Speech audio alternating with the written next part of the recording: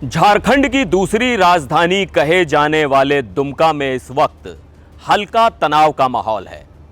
एक तरफा प्यार की सनक की शिकार अंकिता की मौत के बाद से कुछ संगठन के लोग इसे राजनीतिक रंग देने में जुटे हैं।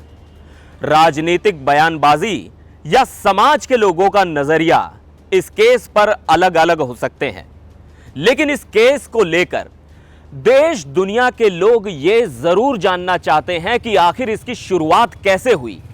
नाबालिग अंकिता पर शाहरुख ने किस तरह जुल्म ढाए? शाहरुख अंकिता के पीछे क्यों पड़ा था? क्या अंकिता ने खुद के बचाव के लिए परिवार वालों की मदद नहीं ली थी? अंकिता की मौत के बाद ऐसे तमाम सवाल हैं जिनका जवाब हर कोई जानना चाहता है। नमस्कार, मैं हूं सिद्धार्थ प्रकाश और आज आपको बताऊंगा कि किस तरह सिरफिरे आशिक ने एक तरफा मोहब्बत में पहले अंकिता की जिंदगी में जहर घोला और फिर दी खौफनाक मौत। फिल्म धड़कन का एक चर्चित डायलॉग है, मैं तुम्हें भूल जाऊं ये हो नहीं सकता, तुम मुझे भूल जाओ ये मैं होने नहीं दूंगा। दुमका की अंकिता की मौत की कहानी भी कहीं ना कहीं इस डायलॉग के इर्द गिर्द दिखती है।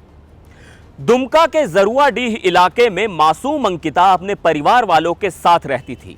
उसने इसी साल 10वीं बोर्ड की परीक्षा पास की थी।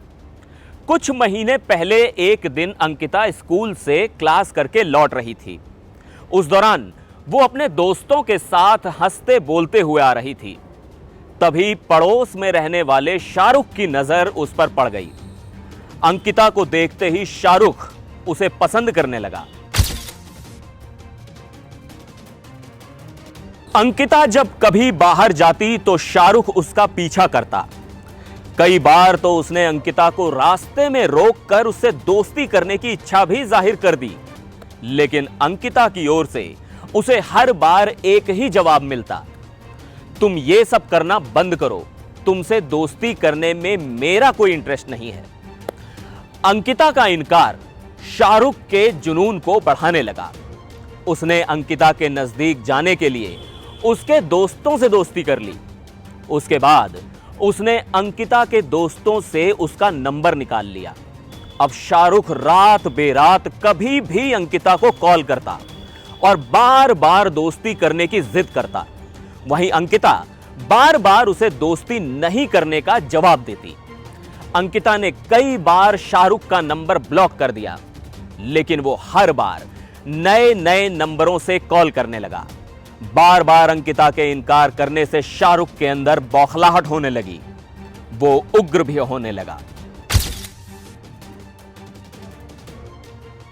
23 अगस्त को अंकिता अपने कमरे में सो रही थी। कमरे का दरवाजा तो लॉक था, लेकिन खिड़की खुली थी। शाहरुख ने बाहर से ही देख लिया कि अंकिता बेफिक्र होकर कमरे में सो रही है। तभी वो पेट्रोल लेकर खिड़की के रास्ते कमरे में दाखिल हुआ और सो रही अंकिता पर छिड़ककर उसे आग लगा दी। आग लगाने के बाद शाहरुख खिड़की के रास्ते ही फरार हो गया। अंकिता की चीख पुकार सुनकर घर वाले आए और जैसे तैसे आग बुझाकर उसे दुमका के फूलो झानो मेडिकल कॉलेज में भर्ती कराया। वहां पता चला कि अंकिता को इंटरनल इंजरीज भी आई हैं। बेहतर इलाज के लिए अंकिता को रांची रिम्स रेफर कर दिया गया। रांची रिम्स में इलाज के दौरान अंकिता की मौत हो गई। अंकिता की उम्र महज 15 साल 9 महीने और 2 दिन थी।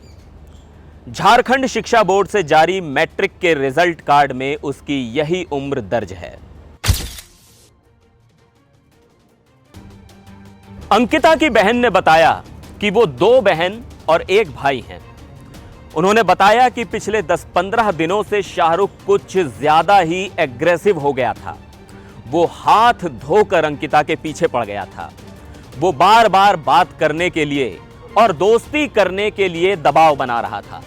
इस पर अंकिता ने कहा कि तुम अलग धर्म से हो, इसलिए हमारी दोस्ती नहीं हो सकती है। अंकिता की बहन ने बताया कि परिवार में दादा दादी, पिता और भाई हैं। 2 साल पहले ही कैंसर से मां की मौत हो चुकी है। मां के इलाज में घर की जमीन, जायदाद और सारी सेविंग्स खर्च हो गए, लेकिन उनको बचाया नहीं जा सका। तभी से परिवार की आर्थिक स्थिति खराब है। इंटर की पढ़ाई के बाद ही अंकिता की बहन की शादी हो गई थी। वो अपने ससुराल में ही रहती है। बहन ने बताया कि अंकिता जिद्दी स्वभाव की थी। वो जो ठान लेती थी उसे ही करती थी। घर पर उसे जो चाहिए होता था वो उसी की जिद करती रहती थी। अंकिता पुलिस सेवा में जाना चाहती थी। उसी को ध्यान में रखकर अपनी फिजिकल फिटनेस पर भी ध्यान देती थी। पापा भी उसके इस ड्रीम को सपोर्ट कर रहे थे। अंकिता की मौत के बाद दुमका में हालात बेहद खराब और तनावपूर्ण हैं। इसके बाद जिले के एसपी अंबर लाकड़ा खुद सड़क पर उतरकर हालात का जायजा ले रहे हैं। रविवार को पूरे दिन दुमका में आरोपी को फांसी दिलाने की मांग पर हंगामा होता रहा। जिले के एसडीएम ने हालात पर काबू पाने के लिए धारा 144 लागू कर दी। इस बीच बीजेपी समेत तमाम हिंदू संगठनों की तरफ से बयानबाजी और प्रदर्शन का दौर भी जारी है। जिले के एसपी बताते हैं कि 23 तारीख को जब घटना हुई थी उसी दिन आरोपी शाहरुख को गिरफ्तार कर जेल भेज दिया गया था। इस संबंध में जितना ठोस एविडेंस हम लोगों को मिला है और डाइंग डिक्लेरेशन के साथ साथ जितना एविडेंस है उनका कलेक्शन करके हमारा मकसद रहेगा कि आरोपी को फांसी की सजा दिलाई जा सके। पीड़िता के परिवार को सरकार की तरफ से जो मुआवजा देय होगा वो मिलेगा। एसपी ने कहा कि हमने कोर्ट में रिक्विजिशन भी डाल रखा है। फास्ट ट्रैक कोर्ट में मामले की सुनवाई होगी। इस कांड में जल्द से जल्द न्याय मिलेगा। चूंकि फास्ट ट्रैक कोर्ट में नॉर्मल कोर्ट की तरह ट्रायल नहीं होता बल्कि अलग से ट्रायल होता है। फास्ट ट्रैक कोर्ट में एविडेंस कलेक्ट कर जल्द से जल्द इंसाफ किया जाता है।